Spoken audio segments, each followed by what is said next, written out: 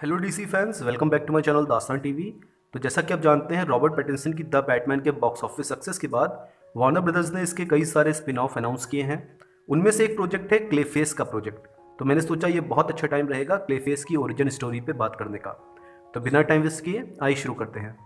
तो guys, DC comics में क्लेफेस के कैरेक्टर को कई बार री इंट्रोड्यूस किया गया है, यानी कि अलग अलग लोगों ने क्लेफेस के कैरेक्टर को प्ले किया है। तो सबसे पहले जब क्लेफेस को इंट्रोड्यूस किया गया था तो इसका नाम था बेसिल कार्लो, और ये एक थिएटर में एक्टर था। लेकिन ये जिस थिएटर के लिए वर्क करता था वो बेसिल कार्लो की एक स्टोरी को रीमेक करने वाले थे, लेकिन उसमें बेसिल कार्लो को वर्क नहीं दिया गया था। तो बेसिल कार्लो बहुत ज़्यादा गुस्सा हो जाता है कि उसी की मूवी का रीमेक किया जा रहा है और उसे वर्क नहीं दिया गया। तो वो प्लान बनाता है कि जब थिएटर में ये प्ले चलेगा ऑडियंस के लिए तो वो इस प्ले को बर्बाद कर देगा पूरे तरीके से। तो जब इसका फर्स्ट सीन ऑडियंस को दिखाया जा रहा था तो बेसिल कार्लो मास्क पहन के आता है और लाइट्स को टर्न ऑफ कर देता है, और जो एक्ट्रेस होती है उसको मार देता है। अब पुलिस क्या करती है, इस थिएटर को बंद कर देती है और इन्वेस्टिगेशन करती है, लेकिन उनके हाथ कोई भी सबूत नहीं लगता। अब इस स्टोरी लाइन में जो ब्रूस वेन होता है, यानी हमारा बैटमैन, उसकी एक मंगेतर भी होती है जिसका नाम होता है जूली। अब वो भी एक एक्ट्रेस होती है और वो सेम थिएटर के लिए वर्क कर रही होती है। तो अगले सीन में जो जूली होती है उसके कैरेक्टर को भी मरना था, तो वो डर जाती है कि जैसे पहली एक्ट्रेस मारी गई कहीं वो भी ना मारी जाए। तो ब्रूस वेन बैटमैन बन के अब इस केस का इन्वेस्टिगेशन करता है और उसका शक जाता है जो पहले वाली एक्ट्रेस मरी है उसके बॉयफ्रेंड पर। तो वो उसके बॉयफ्रेंड के घर जाएगा, लेकिन वहां पे देखेगा कि फर्स्ट वाली एक्ट्रेस का बॉयफ्रेंड भी मरा हुआ है और उसे हुक से टांगा गया है कबर्ड में। लेकिन मरते मरते वो एक ही बात बोल रहा होगा, क्लेफेस क्लेफेस। तो बैटमैन दोबारा थिएटर जाएगा रात को इन्वेस्टिगेशन करने की, शायद यहाँ पे कोई सबूत मिले। अब बैटमैन के साथ रॉबिन भी होता है, तो वो लोग अलग अलग इन्वेस्टिगेशन कर रहे होते हैं, लेकिन यहाँ पे क्लेफेस यानी हमारा बेसिल कार्लो छुपा होता है पर्दे के पीछे। वो रॉबिन पे हमला करता है, लेकिन रॉबिन उससे बच जाता है, उसको पुश करता है, लेकिन इसी दौरान रॉबिन का पैर स्लिप हो जाता है और वो बिल्डिंग की खिड़की से नीचे लेक में गिर जाता है। रॉबिन डूबने ही वाला होता है, लेकिन बैटमैन आके उसको बचा लेता है।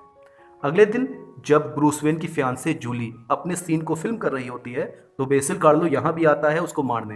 वो लाइट्स टर्न ऑफ करके उसे मारने जा रहा होता है, लेकिन बैटमैन और रॉबिन बेसिल कार्लो को आके रोक लेते हैं, और जब मास्क उतारते हैं तो पता चलता है ये तो बेसिल कार्लो ही है जो इसी थिएटर में वर्क करता है।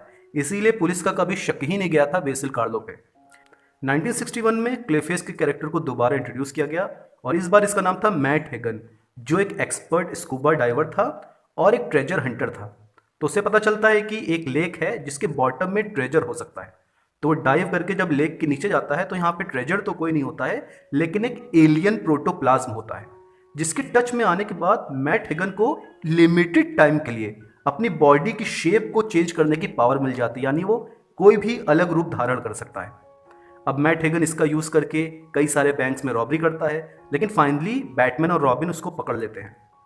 1978 में क्लेफेस के कैरेक्टर को दोबारा इंट्रोड्यूस किया गया, लेकिन इस बार उसका नाम था क्रिस्टन केन, जो एक साइंटिस्ट था, लेकिन उसकी बॉडी जो थी वो फिजिकली डिफॉर्म्ड थी।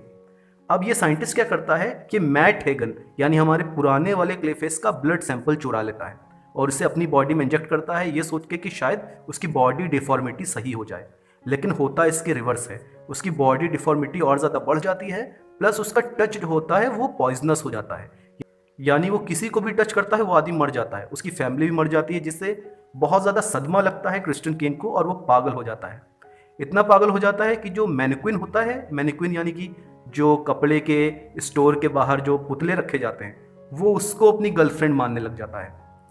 फिर 1989 में एक फीमेल क्लेफेस भी हमें इंट्रोड्यूस करके दी जाती है और स्टोरी पूरा एक फुल सर्किल बनाती है, यानी चारों क्लेफेस लड़ते हैं हमारे बैटमैन से।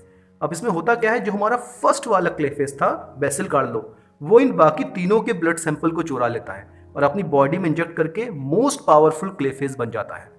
अच्छा, क्लेफेस का कैरेक्टर क्योंकि थोड़ा सा सुपर नेचुरल की तरफ है, तो इसका अगर मैट्रिव्स यूज करना चाहते हैं अपने यूनिवर्स में तो इनको थोड़ा सा रियलिस्टिक टच देना पड़ेगा। यानी उस हिसाब से अगर हम देखें तो पहला वाला हमारा जो क्लेफेस था बेसिल कार्लो, आई थिंक वही अपीयर होगा हमारे रॉबर्ट पैटिंसन के यूनिवर्स में।